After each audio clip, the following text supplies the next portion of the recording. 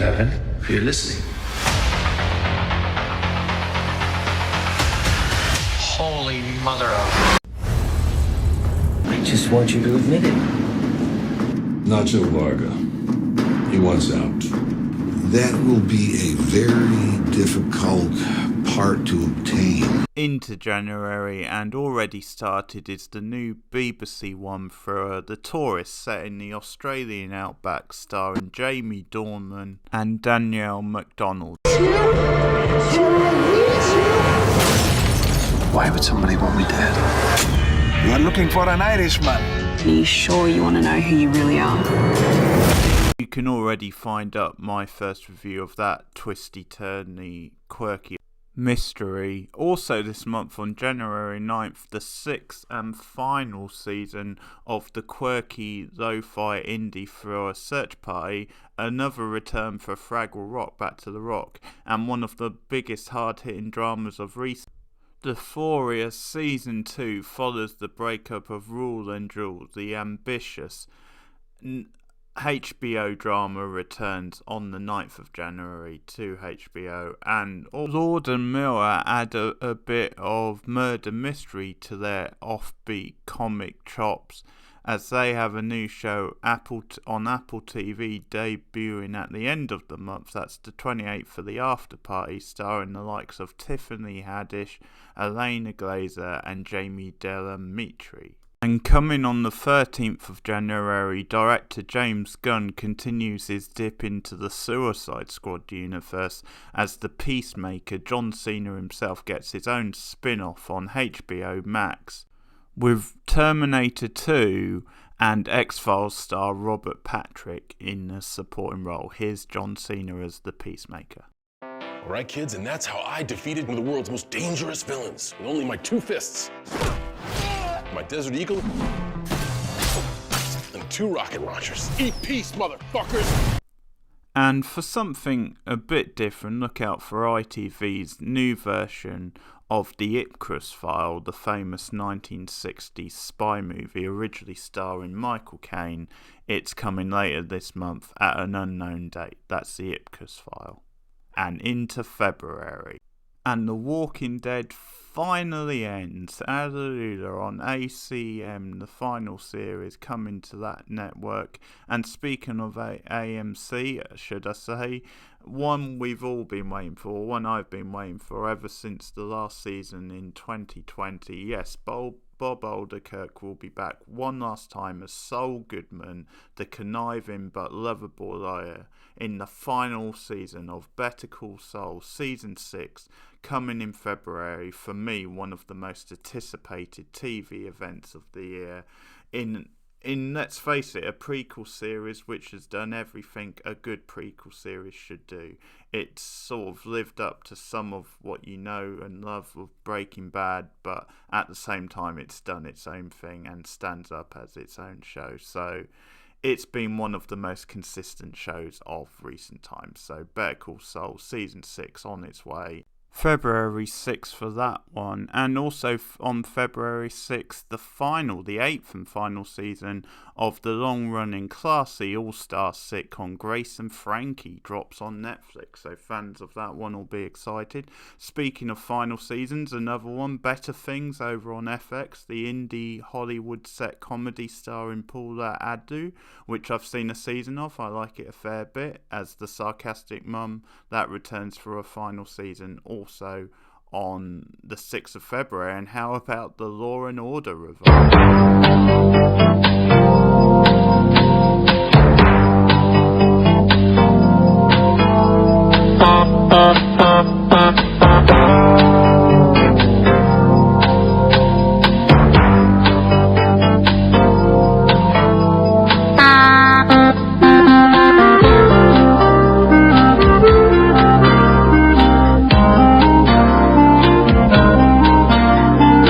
Never-ending Law and Order franchise gets rebooted on the 24th of February. Also expected in February, the final season of stylish, offbeat spy thriller series Killing Eve Season 4, BBC America, BBC.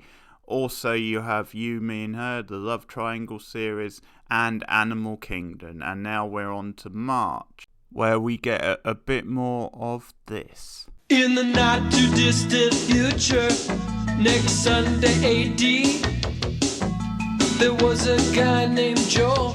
Yes, the Ultimate Nerds Paradise Riff Track show is back. Mystery Science Theater, a new season, March the 4th, on some channel called Gizmoplex. So can somebody explain that to me?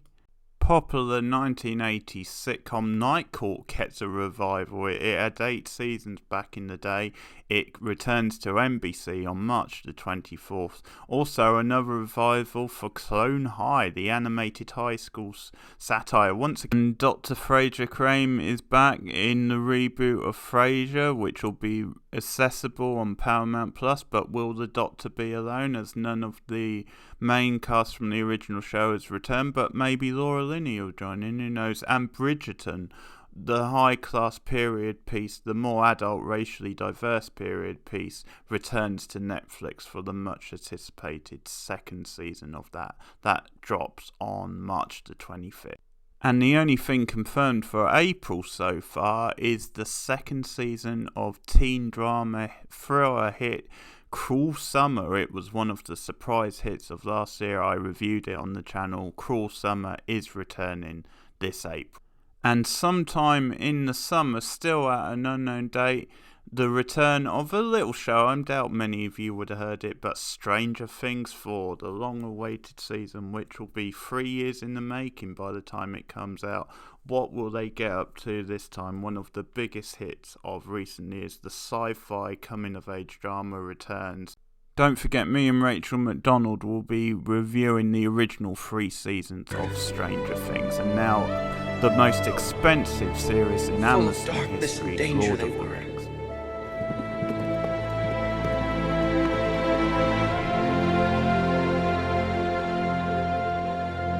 Sometimes you didn't want to know the end, because how could the end be happy? Lord of the Rings there, which I will at least try the pilot episode of. And speaking of that sort of sword and sandals fantasy epic type thing, we get the first Game of Thrones spin-off series, as Tydrin gets her own spin-off in House of the Dragon, coming to HBO later in 2022. Also coming later in the year on Channel 4, The Curse.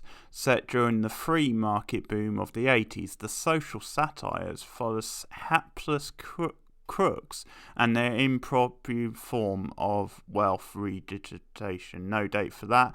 And how about this one from BBC and Netflix? Inside Man, new Stephen Moffat series, of course. Sherlock, a vicar played by David Tennant, a US death row inmate, Stanley Tucci, and a maths teacher trapped in a cellar whose paths cross unexpectedly. Linda West, who made an impression in It's a Sin, also appeared. Obi-Wan Kenobi on Disney Plus. Yes, Ewan McGregor revives his role as part one of series following the events of Revenge of the Sith. Hayden Christensen also returns as Darth Vader, which won't please many, trying to revive his career following the commercial failure of Solo, a Star Wars.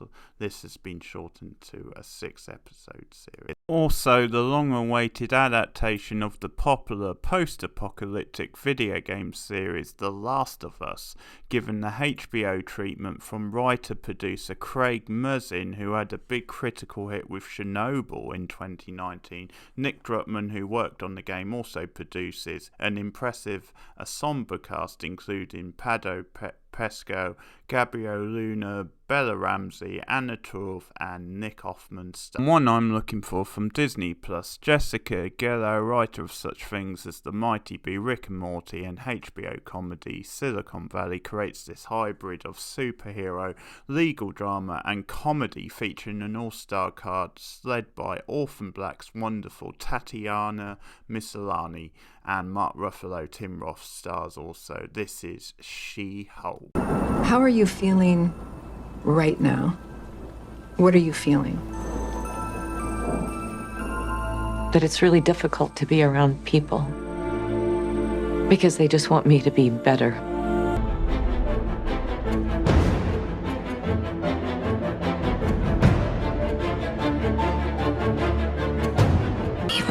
tell you? You don't want to see my buddy mad. You haven't seen how relentless he is. This is not a cartoon. This is the real world. And yet, some of us still don't die with bullets. Some of us can still bend steel. You all right? Yeah, I'm fine. Also, The Good Place's Jamali Jamal as a villain in She-Hulk makes an intriguing bit of casting.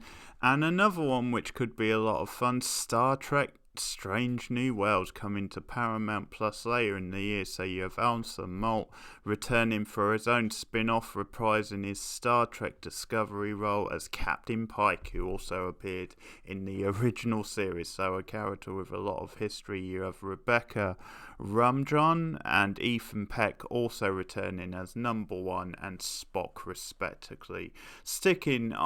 Returning to the Disney Marvel theme, another Marvel spin-off coming, Secret Invasion. This time Samuel L. Jackson gets 6 more episodes to play Nick Fury, with the likes of Ben Mendelsohn and Kobe Smulders also returning to the MCU, or from the MCU films. Oscar winner Olivia Colman and Game of Thrones star Emilia Clarke also have unrevealed roles. And Warwick Davis returns to one of the roles which made him most famous, Willow from Disney+.